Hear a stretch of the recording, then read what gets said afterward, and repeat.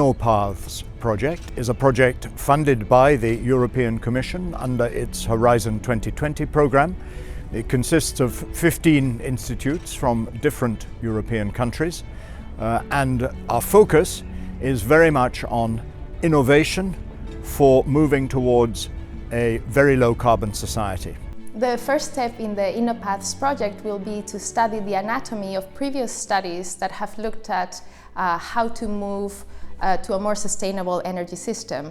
So this first part will look at both the technical, economic, social and other environmental dimensions of the transition. The INNOPATHS project will also examine innovation systems, both at the EU level and at the level of selected member states. This analysis will be carried out for key sectors. These include power, industry, ICT, buildings, transport and agriculture. So from the finance perspective, INNOPATHS will describe pathways, how to ensure sufficient resources for a low carbon transition by mobilizing private finance effectively, fast enough and in a sustainable way. The EU has set a very ambitious target to reduce climate emissions by at least 80% until 2050, which requires a full-scale transformation of the energy system. And INNOPATHS will try to contribute to this by analyzing pathways how to achieve this transformation. 4 of the major products from the research will be 4 different online tools.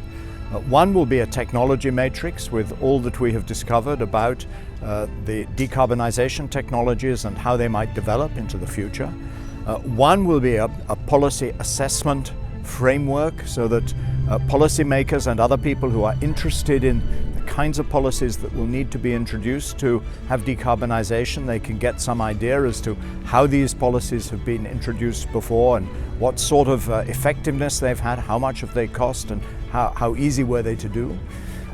Then we're going to have very much an interactive low carbon pathways platform so that people can experiment for themselves as to the sorts of deployments of these technologies that will be needed, the deployments of the policies that will be needed in order to decarbonize. And then we'll bring it all together with the full scenarios.